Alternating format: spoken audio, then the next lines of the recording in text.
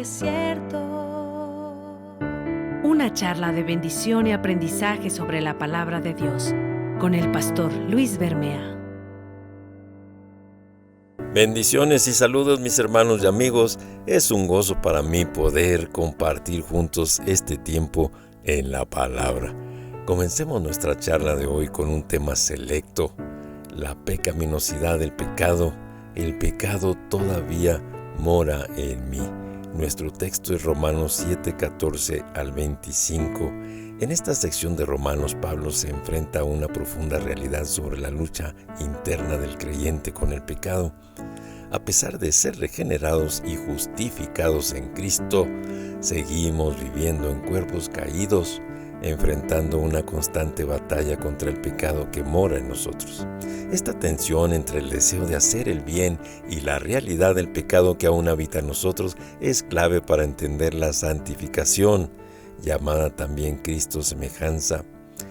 Quiero tomar en cuenta a dos pastores que son Mikey Riccardi y Sugel Michelén, que han hablado sobre este tema enfocándose en la realidad de la vida cristiana.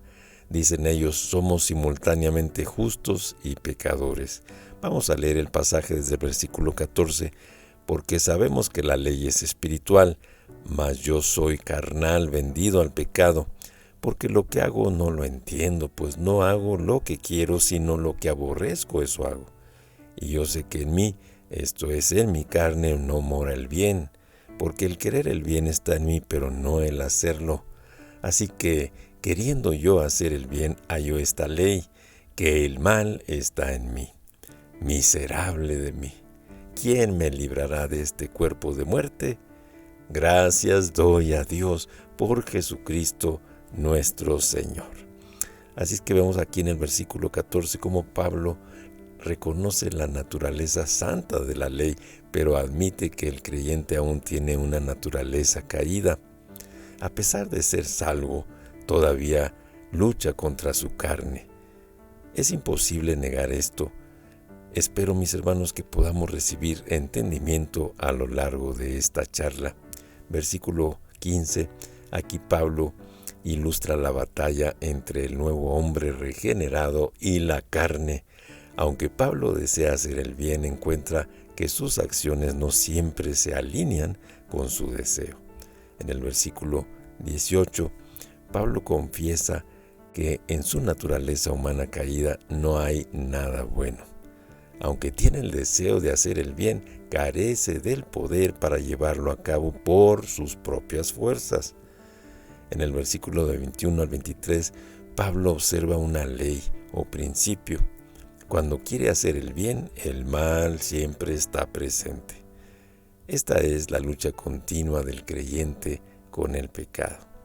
En los versículos 24 y 25 encontramos un grito de angustia que refleja la frustración de Pablo por su incapacidad para vencer el pecado por sí mismo. Sin embargo, encuentra esperanza en Jesucristo, quien es el único que puede liberarlo de su condición. Mis hermanos, este pasaje enfatiza la pecaminosidad del pecado, incluso en los creyentes. A pesar de ser justificados, los cristianos siguen luchando contra el pecado debido a su carne caída. Pablo nos muestra que, aunque experimentemos el deseo de vivir en santidad, la realidad es que el pecado sigue morando en nosotros. Esta lucha es una evidencia de la verdadera conversión, ya que solo aquellos que han sido regenerados pueden experimentar este tipo de conflicto interno con el pecado.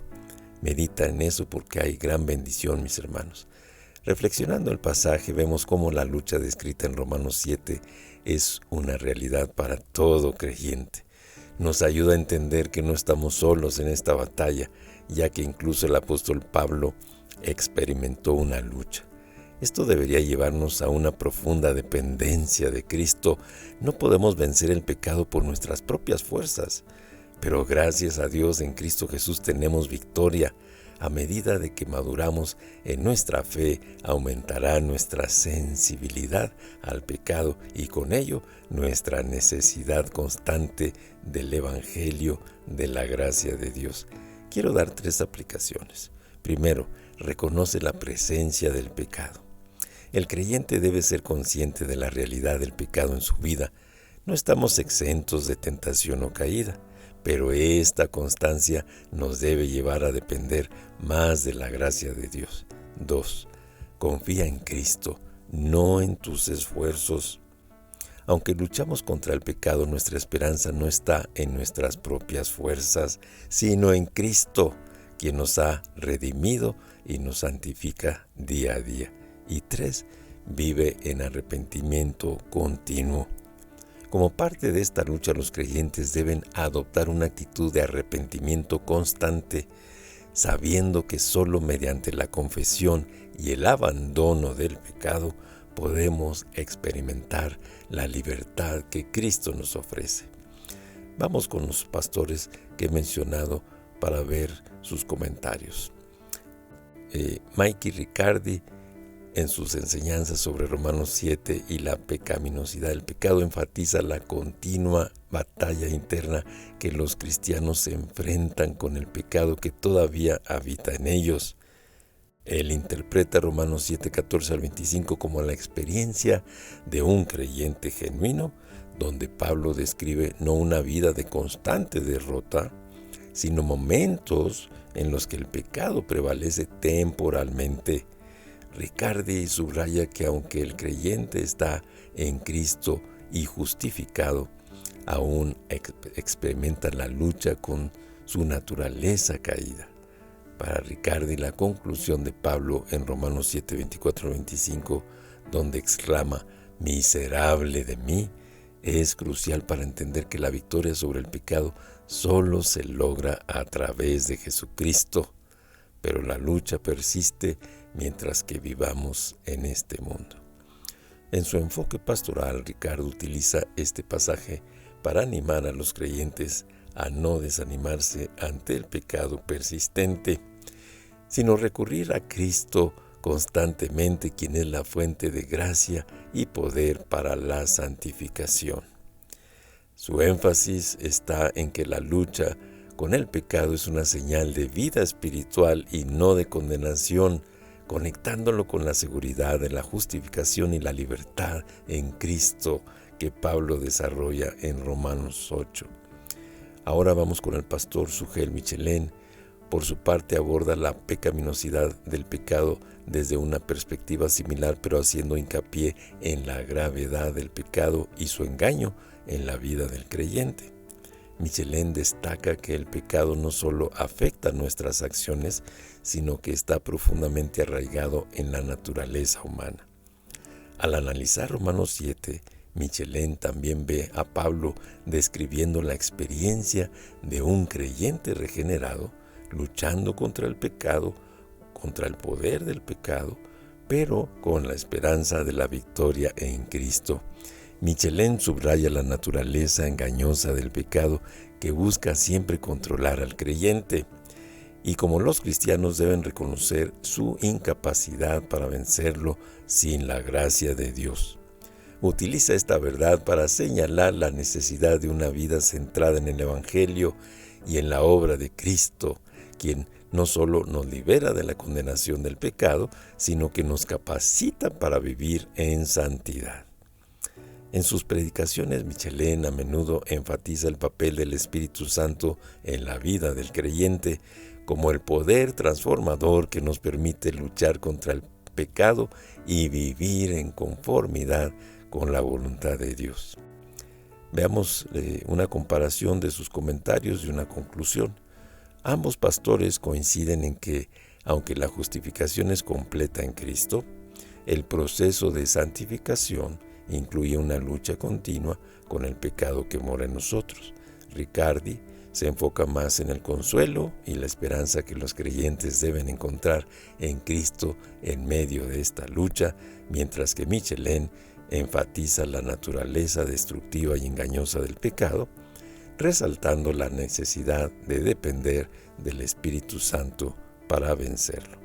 Ambos buscan consolar y guiar a los creyentes en su batalla diaria contra el pecado, siempre señalando a Cristo como la única fuente de redención y poder para vivir una vida piadosa.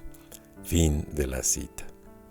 Mis hermanos, nuestra conclusión aquí es que la vida cristiana está marcada por una batalla continua contra el pecado que aún mora en nosotros. Sin embargo, no estamos en esta batalla solos. Cristo ha vencido al pecado y la muerte y nos ha dado el poder a través de su Espíritu que mora en nosotros para luchar y vencer. Aunque experimentamos momentos de derrota, como Pablo, nuestra esperanza está firme, puesta en Jesucristo, quien nos librará completamente del pecado cuando estemos en su presencia. Oh, mis hermanos, esto es glorioso. Demos gracias a Dios por la victoria que tenemos en Jesucristo, porque hemos estado unidos a Él en su muerte y hemos estado unidos a Él en su resurrección, y nos ha dado Cristo ahora su identidad. Pero ahora estamos complementando bien esta enseñanza para no confundirnos de que por nuestra unión con Cristo y el haber sido ya liberados del poder del pecado, querrá decir que ya no vamos a pecar. Nada de eso, sino considera todo lo que hemos comentado en este episodio, medítalo para que tengas la enseñanza completa y un balance, y apuntes tu fe y esperanza a Jesucristo, quien es el único que nos puede dar la victoria con su poder y con su Espíritu Santo. Así que vamos a orar, mis hermanos. Señor, te damos gracias a ti por Jesucristo, que solo por Él nos da la victoria sobre el poder del pecado en nuestras vidas.